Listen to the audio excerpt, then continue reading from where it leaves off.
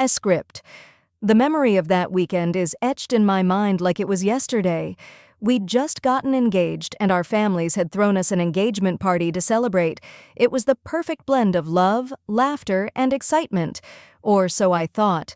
As we were unwrapping gifts and reading cards, I couldn't help but feel a sense of gratitude for her family's generosity. There were checks, cash gifts. It seemed like everyone had given us something. And to make it even more special, both our names were on each card. It was as if the whole world was coming together to celebrate our love. But then I mentioned it to my fiancé, how amazing her family was being. And that's when things took a turn. She seemed hesitant, almost guarded. I asked her what was wrong, and she dropped this bombshell. "It's all mine." Just 3 little words, but they felt like a punch to the gut. My heart sank. How could this be? We were planning our wedding together. Didn't we share everything now? It was as if she'd just ripped apart the very fabric of our relationship. I felt like I was standing on shaky ground, unsure of what to say or do next. I tried to reason with her, explaining that it made sense for the gifts to be joint. After all, they had both our names on them. But she wouldn't budge. She kept insisting that it was her family's money, not ours as a couple, and therefore hers alone. I felt like I was trying to convince a brick wall. The more we talked, the more agitated I became. Why was this so hard for her to understand? Did she think I was somehow trying to take advantage of her family's kindness? It didn't make any sense. We were in this together. That's what our engagement and wedding planning were all about. But as I looked at her, I saw a mix of emotions: anger, hurt, defensiveness, and it hit me. We'd never really talked about money or gifts before. Maybe she had some kind of expectation, some unspoken understanding with her family that I wasn't aware of. The tension between us was palpable. We were standing in the middle of our living room, both of us speaking over each other, our voices rising. It felt like a war zone. A war for what? For understanding? For trust? In that moment, I realized that maybe we'd been walking on eggshells around each other, avoiding any real conversations about our differences. And now, with the engagement party gifts as a catalyst, all these issues were coming to the surface. The days that followed were tense and awkward. We barely spoke about anything except work or mundane household chores. It was as if the engagement party gifts had become a symbol of all our unspoken fears and resentments. But I couldn't just let it go. I needed to understand where she was coming from, why this was so important to her. So one evening, I mustered up the courage to bring it up again. "Hey," I said softly, "can we talk about this? I feel like there's been a misunderstanding." She looked at me warily, but eventually agreed to discuss it further. Over steaming cups of coffee, we talked through our differences, and what she told me changed everything. Her family had indeed given the gifts, with the intention of helping us pay for the wedding and honeymoon, and also as a gesture of support specifically for her during this time. It made sense now. I realized that my assumption about the gifts being joint had been based on my own insecurities, not our actual situation. And in that moment, something shifted inside me. The tension in her body began to ease, and we both started to understand each other's perspectives. As we talked through our feelings, I saw a glimmer of hope. Maybe this painful confrontation wasn't the end of the world. Maybe it was just the beginning of a new chapter in our relationship, one where we could finally talk about everything, including the hard stuff. In the aftermath of this painful confrontation, I've come to realize that relationships are not just about love. They're also about trust, communication, and compromise. Our engagement party gifts had become a catalyst for deeper issues in our relationship, issues we'd been avoiding or downplaying until then. But now, as we move forward into married life, I know that our love will be stronger, tempered by the knowledge that trust is something we must work at every day. Script. I'll never forget the way the sunlight poured in through our living room windows that afternoon, casting a warm glow over the sea of opened cards and checks on our coffee table. The excitement from the engagement party still lingered, and I couldn't help but feel like we were floating on air. Our families had come together to celebrate our love, and it was clear that everyone was eager for us to start this new chapter. As I sat there, sipping my tea and scanning through the cards, I felt a sense of gratitude wash over me. Every guest had sent something: checks, cash gifts, even handmade jewelry from some of her family members. It was overwhelming in the best possible way. I mentioned it to my fiancé as she walked into the room, a smile still plastered on her face. "Wow, look at all these amazing gifts. Your family is so generous," I said, trying to contain my excitement. But something changed in that moment. She looked hesitant, almost guarded. I couldn't quite put my finger on it, but I sensed a subtle shift in her demeanor. My heart started racing as I asked, "Hey, are you okay? You seem a little off." It was then that she dropped the bombshell. "It's all mine." The words cut through me like a knife, leaving me stunned and questioning our 5-year relationship. At first, I thought maybe there had been some miscommunication. Maybe her family just wanted to give her something special for being part of this amazing couple we were becoming. But as she continued to explain, it became clear that it was more than that. Her family had given us the money specifically for her, not for both of us. My heart sank.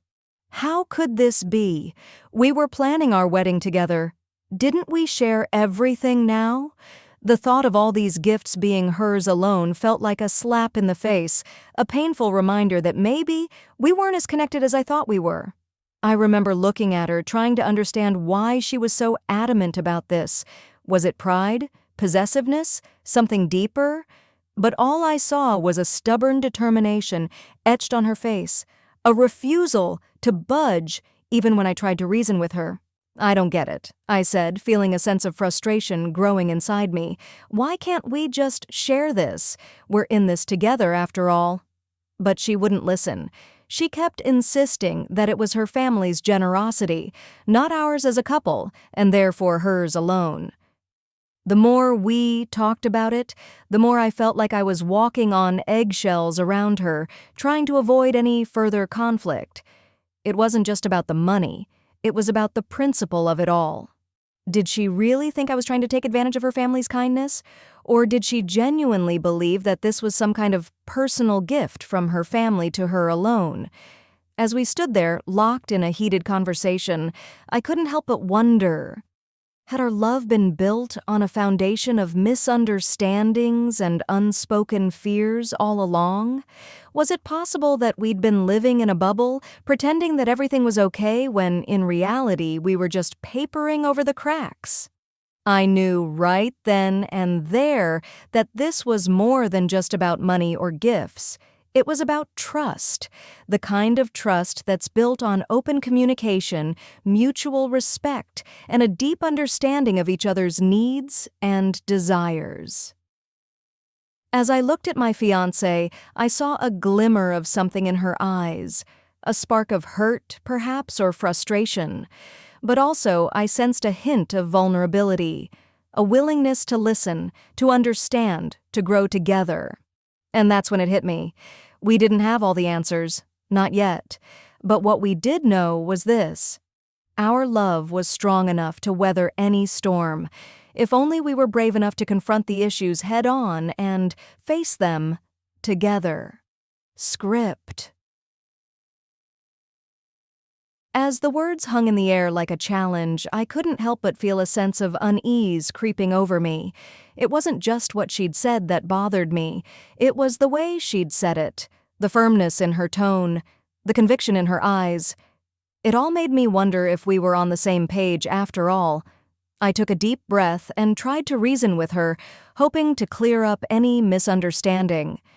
"It's just common sense," I began, trying to sound calm and rational. "If both our names are on the card, then the gift is for both of us. It's not like it's a gift from just your family, it's a joint celebration. We're in this together, remember? But she wouldn't budge. Her expression remained stubborn, her arms crossed over her chest as if daring me to argue further. I'm not trying to take anything away from you, I insisted, feeling my frustration grow. I just think it's only fair that we share the gifts. We're a team after all. She shook her head, her eyes flashing with anger. No, you're taking advantage of my family's kindness. They gave us this money because they love me and want to help me through this transition period. It's not about the two of us as a couple. It's about supporting me right now. I felt like I was walking on eggshells around her, trying to avoid any further conflict. But with every passing moment, my frustration grew. Why was this so hard for her to understand? Did she think I was somehow trying to take advantage of her family's kindness? It wasn't just the words themselves that hurt. It was the underlying message. That I wasn't worthy of trust, that I was somehow less than her because I wanted a share in the gifts. As we stood there, locked in this silent standoff, I couldn't help but wonder if our love had been built on shaky ground all along. Had we just been pretending to be one, when in reality we were two separate individuals with different values and expectations? The tension between us was palpable, like a physical presence that I could feel pressing against my skin.